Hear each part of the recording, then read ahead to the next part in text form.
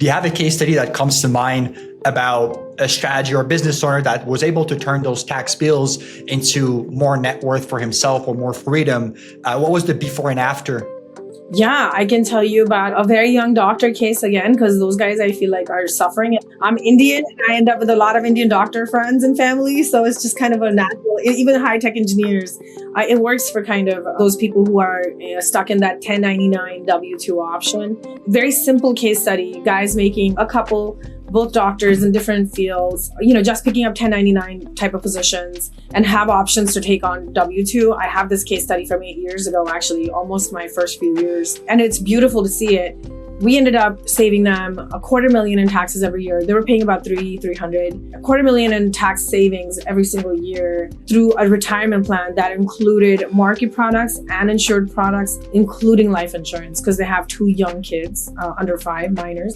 So it matters, right? Your risk matters. And they're able to put away between 5 products, about $250,000 a year, and knock out their taxation. And now their taxation is like $50,000, $60,000 a year, every single year. Every time they come up on a new lump sum, it's because we organized them correctly. We set them up a proper structure. We gave them the right advice at the right time, which type of W-2 to accept and which type of 1099, and how to process them in the corporation structure. The product we ended up using was a 412E3C specifically for those guys who are gonna, ChatGPT this. And that product can be as big or as small as you want. And that was one of my first cases that left such a lasting impression, because that retirement plan today is over $5 million. And it's doing great. It's thriving and they don't touch it, right? The market's going crazy. It's doing whatever the hell it's doing, but they have the small, decent exposure divided up against insurance products that have the words like guarantees, plus they have tax savings year. So I'm happy for that couple. I would say this is a very good case for most of the general public around under 5 million. And I can also share a case for a larger, he ended up as a doctor, but he's not practicing. He just had a company that he ended up selling during COVID, $40 million a year type of gains for 5 years, doing great. So we had to set up a trust, a charitable philanthropy angle for him, private foundation. Of course, we got businesses going. We bought real estate. Taxes are less than $100,000 a year. And they were in the category of paying at least $1 million a year. That big jump didn't happen overnight. It took a while to get there. It was actually exactly 5 years for us to actually manage those taxation down slowly, because all of these products cannot be implemented together. It's a red flag. But it's about maintenance. So they don't need us anymore. We set up systems for them. They have their own internal team now. So they only come up when they're making new investment decisions and when they're making new strategic moves and when they have new life events. That's when they come back to us and they need another, as I call it, a tune-up.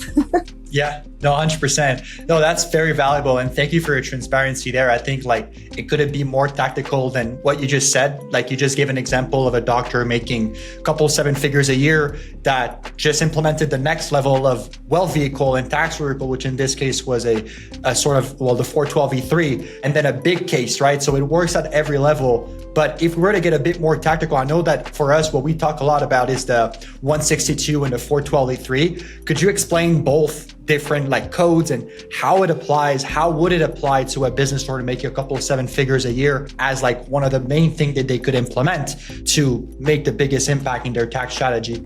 I am biased towards the 412E. It's not that we can't touch other codes. It's just I'm so biased towards it because it's so flexible. So I like that for business owners, because then they're not just tied into only the cash balance side or only the market side, but they can actually mix and match their plan and actually have insurance products. Because for ultra high net worth investors, you would understand the Rockefeller theory, why they're doing so well. It's actually life insurance. I can add life insurance to a 412E3 along with an annuity. And that's your stable product, like the set it and forget it. You don't touch it.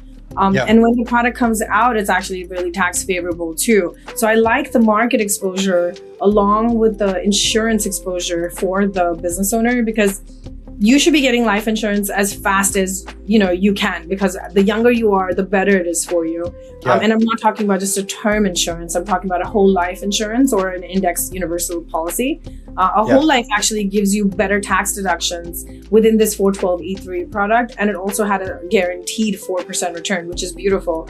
So for business owners that are busy doing their daily tasks and they know that they got to put away their money in their retirement products and they're going to need life insurance anyways, Why would you do that post-tax? You should be doing that pre-tax, right? Your business is paying for you, so you should do that. I'm not against the 401k, but it just needs to be a fatter product, which is a cash balance. And if you know the nuances of cash balance, that cash cannot earn you more money than what the actuary told it to make, right? So if you're stuck at a cash balance plan at 5%, you cannot make more. If you make more, the next year you can't put in more money.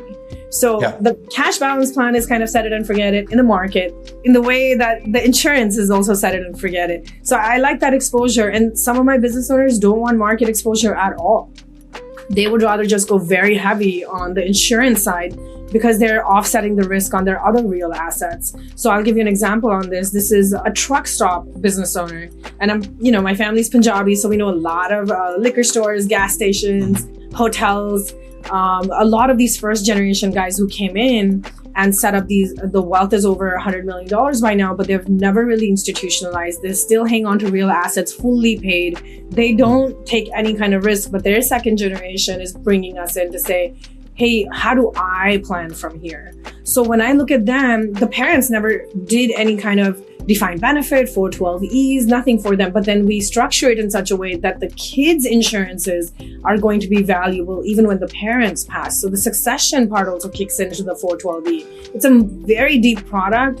And the flexibility is, I think, something that any business owner would enjoy. So it's very customizable as well. I'm definitely very biased towards the 412E product. Yeah, no, that's good. And look, so right now, like we've covered that one of the biggest problem or gap that business owners face regarding not keeping enough of what they earn is one, relying too much on their CPA when they're not licensed for a lot of the most favorable tax strategies that they can access. The second would be the education. So educating themselves on all those codes or finding the people, the resources that help them with those education. Now, the next step would be, well, all right, how do we find those people that can help me with those strategies? I know we touched a little bit about that, but I want to kind of dig deeper into this, which is your sector. What's the minimum profile the business owner needs to have to really benefit from a family office style and those tax investment strategies? Yeah, I would divide it into two groups.